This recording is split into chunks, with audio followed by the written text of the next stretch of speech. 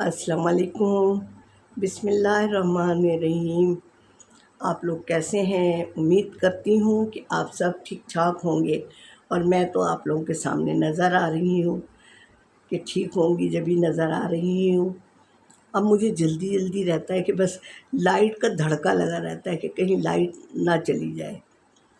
तो क्योंकि लाइट तो आप लोगों की तरफ भी जा रही होगी, हर एक क्या यही है, पूरे कराची क्या पूरे पाकिस्तान में यही हालत है कि बिल ज़्यादा, लाइट कम। तो ये तो सबके साथ है, कोई मेरे अनोखे के साथ तो है नहीं। वो तो ये है कि यूपीएस जनरेटर ये सब चलते रहते हैं, तो इसकी वजह से इतना नहीं होता। लेकिन ये वीडियो वगैरह काम नहीं हो सकता है। तो चलते हैं फिर हम आज की कहानी की तरफ, यानी आज के मौजू की तरफ। आज मैं आपको हलीम की तरकीब बता रही हूँ और बहुत आसान तरीके। सबसे पहले तो आप गोश्त ले लें। अब आप, अगर आपके यहाँ गोश्त रखा हुआ है पहले का, कोशिश करेंगे आप बोनलेस लें, यानी बग़ैर हड्डी वाला लें। अच्छा, चिकन का अच्छा रेशा नहीं बनता है। अगर चिकन का बनाना चाह रहे हैं और अगर आपके पास गोश्त रखा हुआ है, तो सबसे पहले आप गोश्त चढ़ाएं, थोड़ा सा तेल डालें, ज़्यादा नहीं, और उसमें आपने थोड़ी प्याज डाली, लहसुन, अदरक, और कौरमे का एक पैकेट डाल दें, समझे, ज़रा खुशबू हो जाए, और हल्दी, पिसी हुई मिर्चें, यानी सब कुछ, लहसुन अदरक पिसा हुआ, ये सब डाल के और उसको गलने के लिए चढ़ा दें आप। प्याज आपने एक काट ली, ठीक है, और थोड़ा ही तेल डालिएगा क्योंकि हम फिर ना हलीम में बघार लगाएंगे। तो ये आपने गलने के लिए चढ़ा दिया, और चाहे कुकर में पका लें और पक जाए, क्योंकि कुकर में ज़रा जल्दी पकेगा। अच्छा, अब दूसरी तरफ ये तो हो गया गोश्त का।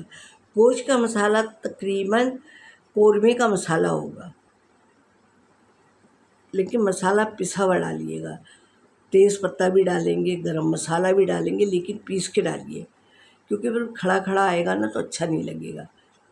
फिर वो घोटे हुए भी ना ज़रा सही नहीं आएगा। अगर हैंड ग्राइंडर से आप पीसेंगे ना तो वो भी मसला करेगा। तो ये गोश्त आपने किया। अब चाहे दाल आप पहले गले, अब दाल में आपने मसूर की दाल ली, मूंग की दाल ली, चने की दाल ली, माश की दाल ली। अब थोड़ा थोड़ा आप आधा आधा कप, एक एक कप ले लो, और जौ का दलिया ले, आधा पाव मंगा ले, और गेहूं का दलिया ले, क्योंकि मैं साबुत नहीं मंगा रही, क्योंकि देखो मैं आसान वे में समझा रही हूँ। और थोड़ा सा उतना ही चावल लें आप, और चावल को ज़रूरी नहीं है कि बासमती लें आप। ये सब आपने लिया, धोया इनको।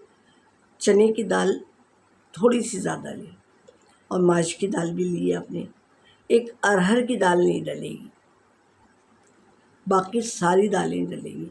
अब आपके घर में कितने लोग हैं, गोश्त आपका कितना है? अगर गोश्त आपका 1 किलो है बिलफर्ज, तो आप आधा आधा पाव दालें ले सकते हैं, यानी आधा आधा कप ले सकते हैं। हर चीज़, हर दाल ले लिया, आपने।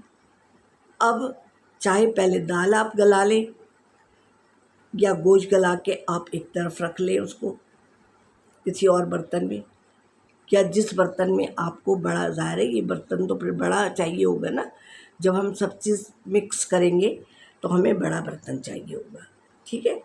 तो अब आपने वो गोश्त जो अगर गल गया, आपने देखा कि गल गया खूब अच्छी तरीके से, अब दिल चाहे तो आप हाथ से रेशे रेशे कर लें ठंडा होने के बाद।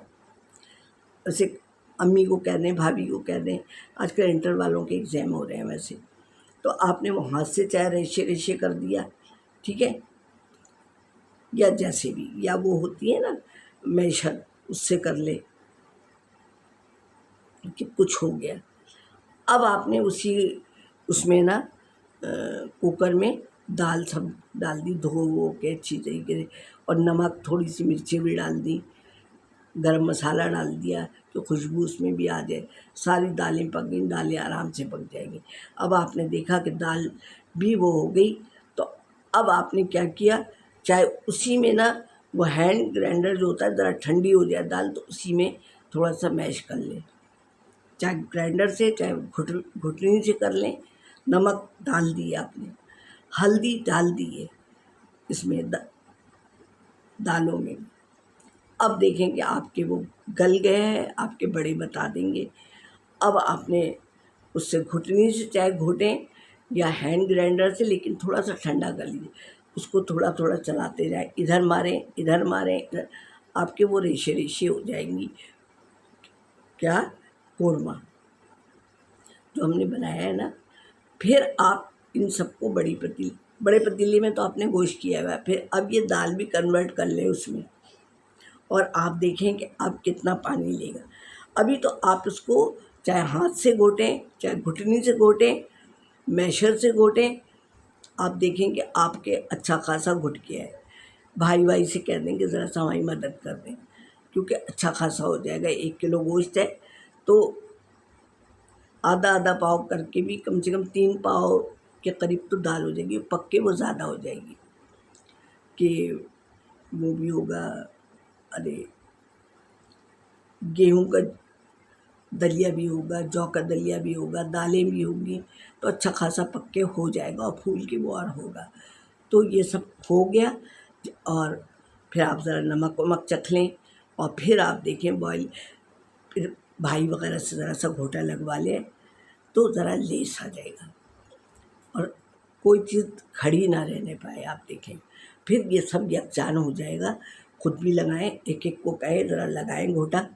तो जब हो जाए तो प्याज काटें, प्याज, और एक फ्राई पैन में एक बड़ी प्याज का तड़का लगा के जब तैयार हो जाए, पक जाए, थोड़ी देर पकेगी भी ना वो हलीम, फिर उसमें डाल दें आप तड़का, आपकी हलीम तैयार है। अब कहीं आपको अगर भेजनी है अड़ोस पड़ोस में, थोड़ा थोड़ा तो भेजता ही है ना बंदा, एक एक बाउल भर के। अब आप ये करेंगे, थोड़ी सी प्याज अलग से ब्राउन करें, नींबू, पुदीना, हरी मिर्चें, ये सब अलग ट्रे में रखें, वो होती हैं प्लेटर जैसी, उसमें रखें। और जब चाट का मसाला किसी के भेजें तो ऊपर से डाल दें, और एक नींबू का स्लाइस रख दें, वो सब ठीक है। तो आपका शानदार सा हलीम तैयार है। कोई पैसे खर्च नहीं होंगे, गोश्त आपका घर में है, दालें घर में है, और अगर कहीं नानी ने भूल चूक की होगी तो नानी को माफ़ करेंगे। मिर्चें आप जैसी खाते हैं, अच्छा हरी मिर्ची भी डालिएगा उसमें, जब आप वो डालेंगे ना कोरमा में, थोड़ी सी हरी मिर्ची, धनिया, पुदीना, ये ऐसी काट के डाल दीजिएगा, क्योंकि उससे अच्छा जायका अच्छा आता है। जो हम वैसे तो डालेंगे तो, लेकिन वैसे भी डाली जाती है हलीम में। तो यही कह रही हूँ, कभी कोई चीज़ नानी भूल जाए तो आप याद रखें कि अरे ये भी तो डाली जाती है।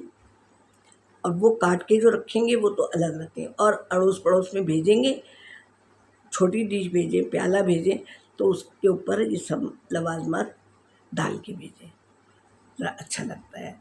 अच्छा भाई, अब आप तो मुझे इजाज़त दें, कहीं गलती हुई होगी तो नानी को माफ़ भी करेंगे।